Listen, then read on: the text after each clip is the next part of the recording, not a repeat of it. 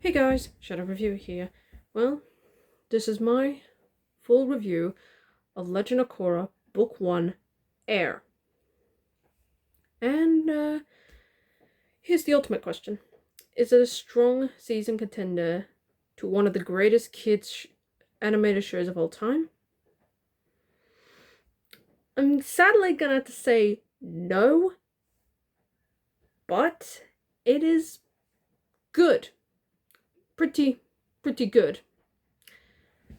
Here's my explanation. So, starting off with the pauses, I thought the way they set up the next avatar in Legend of Korra was a pretty decent one. Where Aang had to learn the three elements when he was just an airbender, they do a switch in reverse. Korra already knows the elements, but she doesn't know how to airbend. And that's pretty much her character driven right there. Pretty much Aang has passed, and Korra is now next in line. So yeah, it does somewhat of a decent job setting up her character. The story, I'll get into that later.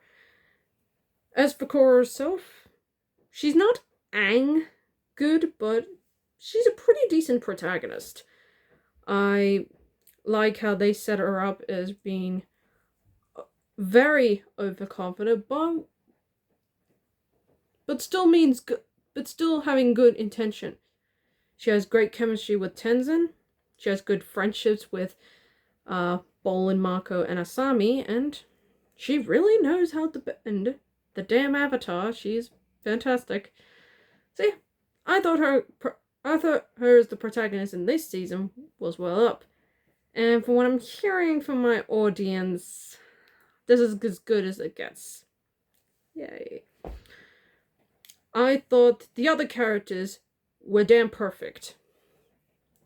I'll get into the central conflict a little bit, but for the side characters were great. I thought Bolin and Mako were a pretty good, decently brotherly duo, with Mako earthbending and Bolin firebending. They're a pretty good brotherly duo, and I like the sibling dynamic. I thought Asami was a really cool female character who is a non-bender, but knows how to use the Equalists as weapons and can drive a badass car. So yeah, she's great.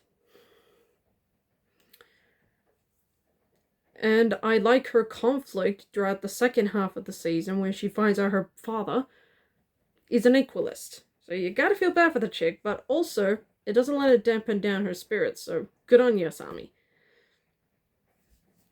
I thought the other sprinkle of side characters were somewhat decent. I like Tenzin's wife. I like the kids. They're freaking adorable. Especially the youngest one. Glad the infant was born healthy. I thought the councilmen were very interesting characters. But my favorite character, and I think everyone can agree with me on this, is Tenzin, Ain's firstborn son. Oh, Aang and Katara's firstborn son. But he's got his mother's stubbornness, but he's got the physique of his father. And Tenzin is about as perfect as you can be. Funny sense of humor, great mentor to Korra, and it's J.K. Simmons. I mean, Spider-Man, The Closer, Juno, pretty much anything the guy does, he's fantastic. And this one is honestly one of my favorite of his performances. He makes Tenzin such a compelling character. And I like Tenzin's interactions with Lin. Lin being a great character too. But Tenzin's just absolutely great. And my final positive, the villains. We've never got any villains just as good as the Fire Nation in the original series. Amon is fantastic. Intimidating, with a terrifying power of able to take anyone's bending away. Wow. And he just commands the scenes he's in. Anything he's in, whether you hate him or you root for him, in that one episode, he commands it. Oh, wow. It's just fantastic. And I think Tarlok, given the amount of screen time he got in mostly the first half, I think he was a great secondary antagonist. I mean, kind of butting heads with Tenzin, trying to get Korra to line up with him, only it is revealed that Tarlok is a bloodbender. Wow. And I like the twist surrounding both him and Amon being brothers. It legit makes sense given why Tarlok is so cold. Honestly, these two were great villains.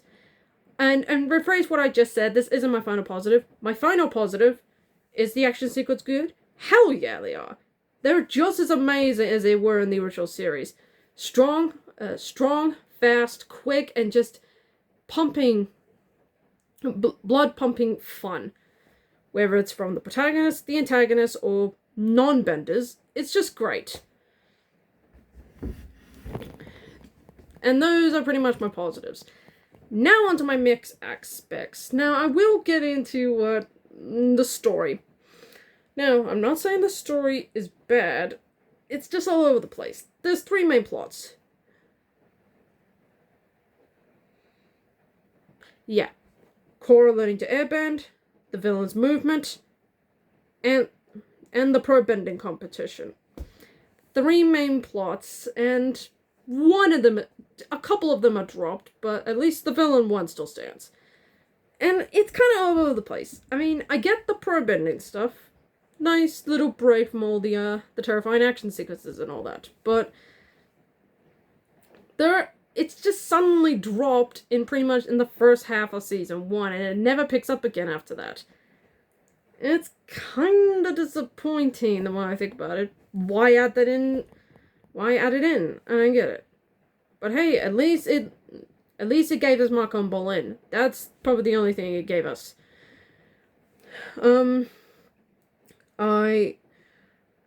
I don't like how they just dropped Korra's training altogether after the first couple episodes, and then suddenly she knows airbending. I feel like that was mostly a Deus Ex Machina. But apart from that, when she airbend, it was pretty damn satisfying.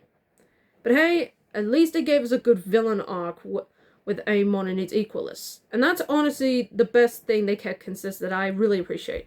Now, with the original series, I thought it ended on a nice note. All nations are peaceful, happily ever after. What I thought they added in with Legend of Korra was a nice addition. How non-benders live in society with people who can bend. And they take advantage of that in a really fantastic way. Non-benders see benders as a real threat, and given the elements they can bend, sometimes I kind of sympathize with them being threatened. And them siding with Amon, who, yes, is revealed later to be a bender himself, I can see why they fell before him. I mean, he makes up some dumb story of how a firebender murdered his family. Yeah. And that sadly feels realistic. I mean, we got this kind of, rule and fear thing going on in the real world.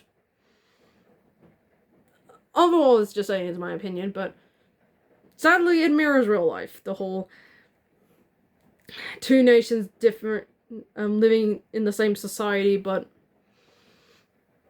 one feels in power and the other doesn't. I kind of get that, and I love it's taken advantage of an entirety of the season. So, well done. And my final mixed aspect, while I do like that Katara stuck around for only 1 episode, I feel like we don't get much of the original characters. I mean, Sokka is long gone. Aang is definitely gone. I think they confirmed Toph is long gone, not entirely sure.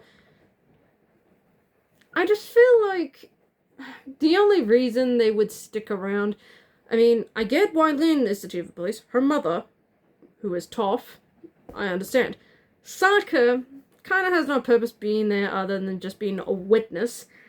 Aang obviously sticks around to give Korra the advice she needs. I mean, he appears in the final episode. That's it.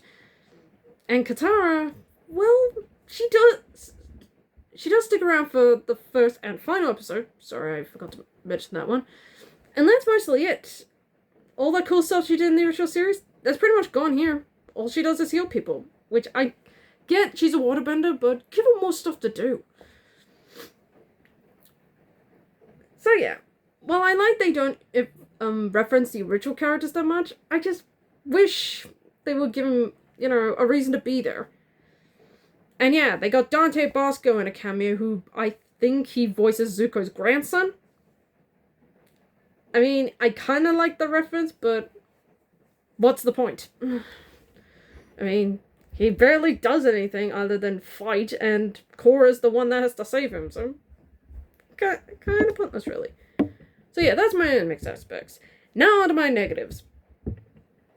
Now, in the retro series, there's a build-up of Aang trying to, you know, express his feelings from Katara. That was nicely built up.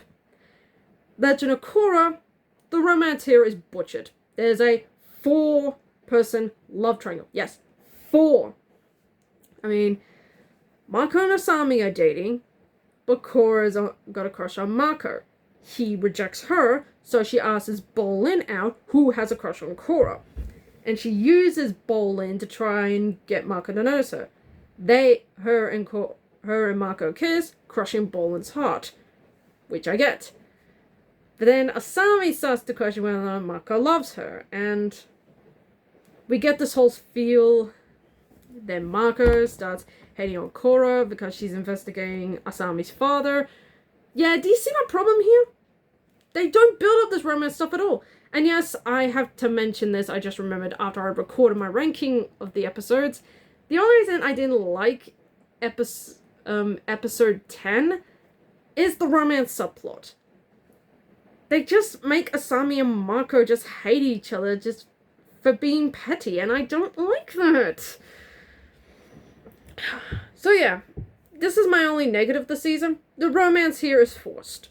Now, Mako and Asami, you could just leave that alone.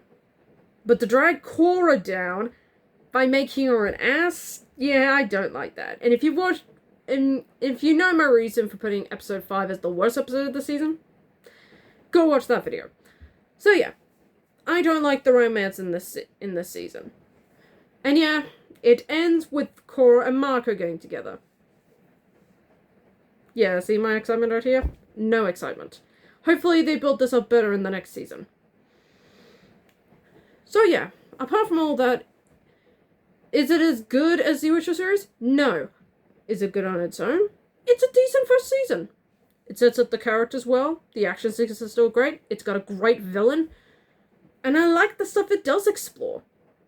I just wish the story had more flavor, the original characters were used more, and the romance could be, you know, either keep it simple or just don't have it at all. So, hopefully season 2 gets better. And I feel like I'm going to regret saying that. And that's the end of the video, folks. I hope you like it. Give me a thumbs up, like and comment, and subscribe, but I hope to get more videos like this. Speaking of which, later today, I'm going to be going back to Sonic Origins with my ranking of the Sonic the Hedgehog 2 bosses from worst to best. Keep an eye out for that video. Until then, I'm the Shadow Reviewer, signing off.